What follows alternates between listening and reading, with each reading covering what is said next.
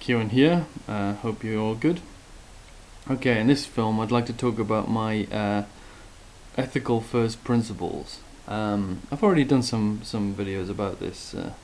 One called "I Am a Utilitarian," another one about moral skepticism, and another one called "Morality Answers What Question," which was a bit long and rambling, so I'd rather you not watch that one, to be honest. I was kind of thinking aloud there for about 18 minutes. Anyway, I'll try to be a bit more to the point on this one, and a bit more rigorous, because I've been thinking, I think, a little bit more rigorously about this recently. This video I'll kind of lay out what I think more than justify it. Maybe I can justify it a bit more in future videos. Okay, my ethical first principle boils down to a single sentence, and that sentence is a given amount of pleasure is good, and a given amount of pain is bad, and nothing else is good or bad. Okay, so that's my ethical first principle. Now, I would describe what I just said as a pretend fact. Because I'm a moral skeptic or moral nihilist, I don't really believe there are moral facts, okay? We can't verify what I just said is true or false. You can't prove it, whatever. But I am going to pretend it's true, because you can't really do any morality without assuming something about value. So that sentence is the beginning and end of my assumption about value. Okay, so pretend fact is not it's not a kind of relativist, it's not a pretend relativist thing where some people might think that I don't know, like extreme case murder might be good for some people or bad for other people, depending on their culture or whatever. I don't go in for that sort of thing. So my pretend fact is I'm going to pretend is true, was true throughout history, and is true forever and true everywhere, equally true. Okay, so in my statement I said that a given amount of pleasure is good and a given amount of pain is bad. So all I mean by a given amount is that kind of stubbing your toe there's degrees of it. The stubbing your toe isn't quite as bad as having your toe crushed. Okay, so a given amount of pain is bad. People might say, oh, you can't measure these things accurately or whatever, it's not really scientific.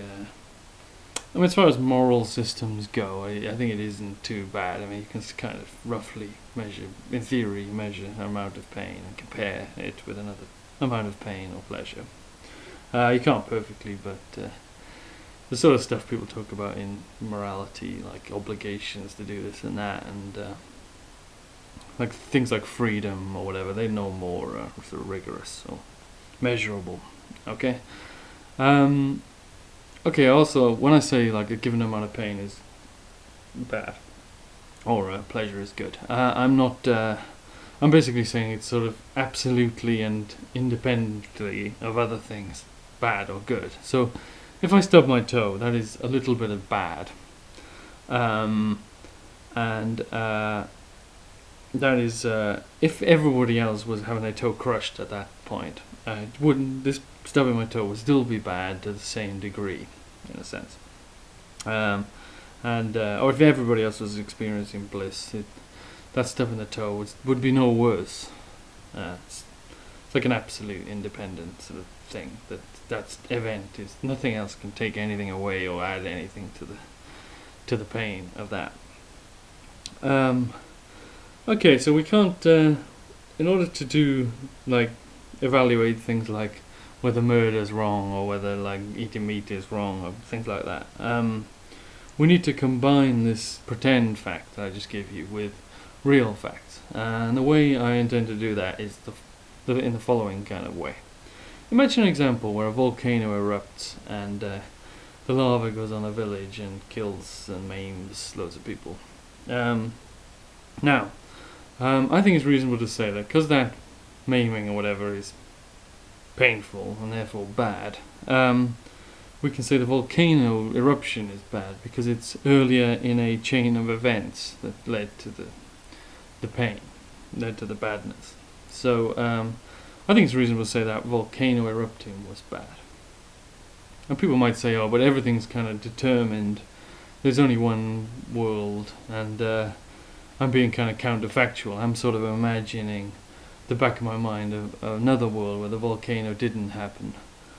Yeah, when we talk about causality, we are doing that kind of thing. So that's a point to consider anyway.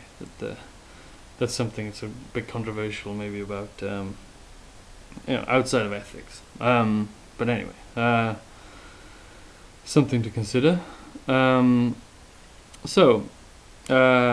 Okay, a volcano erupting as a natural event, I can say that's bad in my theory. I think it's reasonable to say it, but I can also apply that sort of logic to that kind of approach to other things like acts done by human beings. So if a person experiences the pain of a gunshot wound, I think it's reasonable to say that the act of pulling the trigger on somebody, firing a gun on somebody, was also bad, because it was earlier in the chain of events that led to some badness.